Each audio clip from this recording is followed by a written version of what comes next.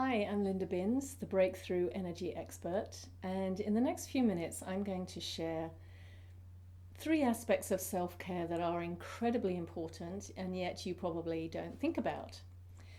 Making self care a priority is definitely easier for some people than it is for others, and it used to be very difficult for me because, like many other people, I thought that spending time and effort on myself and doing things that were good for me was somehow selfish.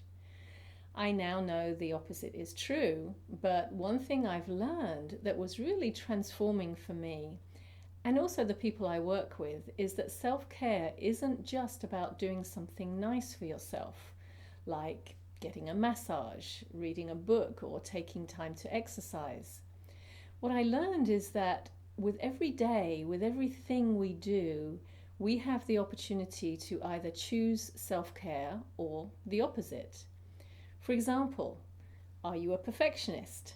I used to be, and now I'm a recovering perfectionist because I began to see the harm that I was doing to myself, and I saw how difficult I was making it for others to connect with me by being a perfectionist.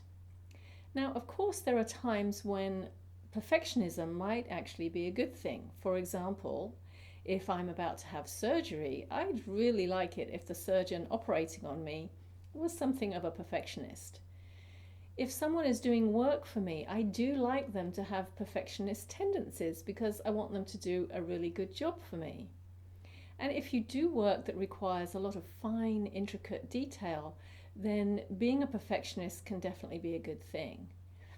But being a perfectionist can also get in the way and even be very unhealthy.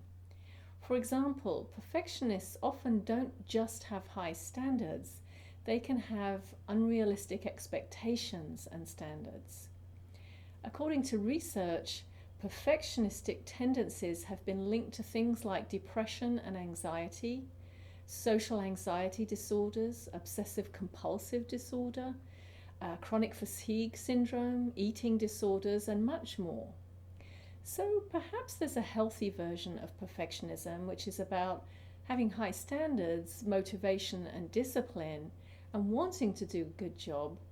And then an unhealthy version, which is when your best never seems good enough and when everything seems to frustrate you. Also, you might need to be more of a perfectionist in your work, and perhaps it's not serving you to be a perfectionist in other areas of your life. I think the key is to notice where and how it serves you and where it doesn't. Also, to recognize that being hypercritical of yourself and everything you do is not serving you either. This is the aspect of self care that I'm talking about. I began to notice that for me, my perfectionist tendencies were mostly not serving me. So I now acknowledge that I'm a recovering perfectionist. I still do have high standards and I always like to do a good job, but I no longer beat myself up if I make a mistake. I just put it right to the best of my ability and I move on. The next area where you might not recognize an opportunity for improved self care is with your expectations. Now, your expectations are set by the beliefs that you have. And I'm sure you've all heard the saying, whether you think you can or you think you can't, you're right.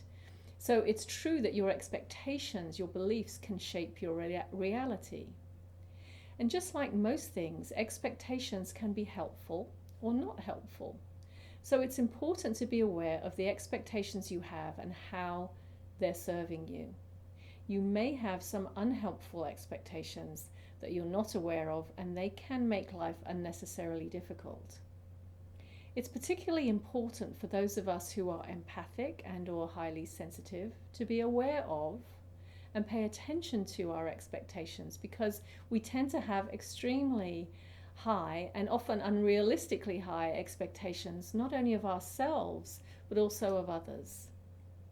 Also, because we see and experience things in a different way with a lot more sensory input, we often have a tendency to expect that others see and feel what we do, which they don't and can't. But when we expect them to, then this sets us up for massive disappointment. So here are some examples of expectations that can get in the way. There's the expectation that life should always be fair.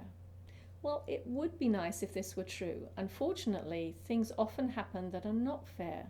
And the more you hold on to the unfairness of something that's happened, the more stuck and frustrated you'll feel. The expectation that other people should have the same values and integrity as you. I'm sure that by now you've experienced the fact that this is not true. Yet people often hold on to the expectation. I'm reminded of this consistently when I play tennis. You see, for some people, winning is everything, and they will employ any and all tactics, including distractions and gamesmanship, to ensure that they have the best chance of winning.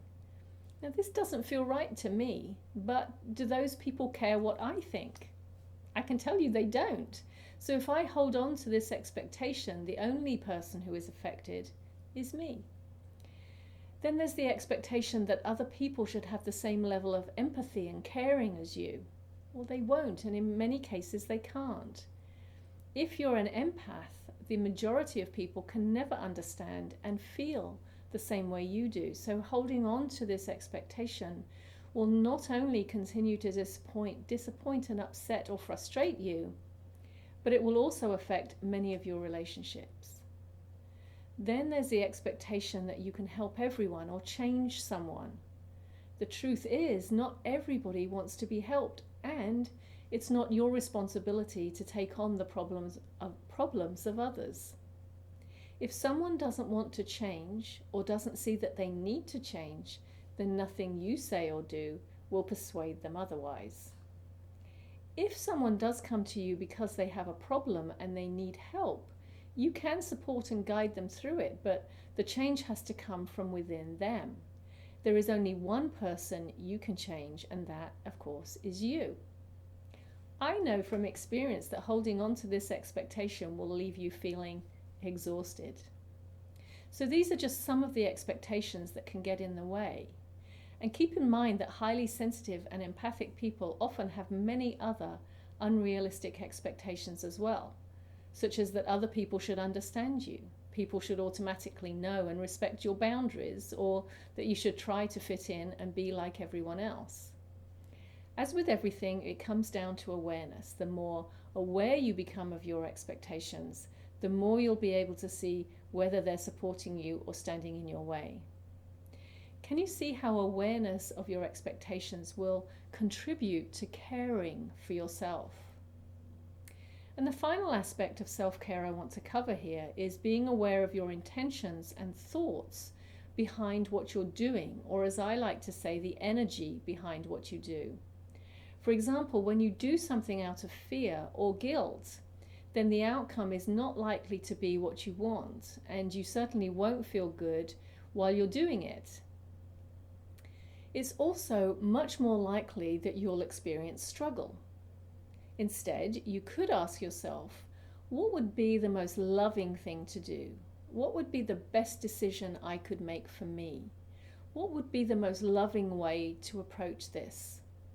Or you could simply reframe how you think of something. So for example, if you're saying to yourself, I can't buy that because I can't afford it, you could say instead, this is not what I choose to spend my money on right now. Do you feel the difference in the energy behind those statements? The first one is coming from a place of feeling like a victim. I don't have enough money, so I can't buy it. That doesn't feel very empowering. Instead, if you say, this is not where I choose to spend my money right now, well, that feels more empowering because you're making the choice rather than it being made for you. So do you see how you can make the choice to ensure that the energy behind what you're doing, your thoughts and intentions, is supportive? This is an act of self-care. So making self-care a priority doesn't just benefit you, it benefits everyone around you. You feel good, you have more energy to give, you feel happier, more fulfilled and motivated, and you bring your best self to all your relationships and to everything you do. I hope I've encouraged you to think more deeply about the meaning of self-care and how you can incorporate greater self-care every day by thinking about how any perfectionist tendencies you have are impacting you and those around you, how your expectations might be getting in the way, and to be aware of the energy behind what you do and how you show up. This is radical self-care.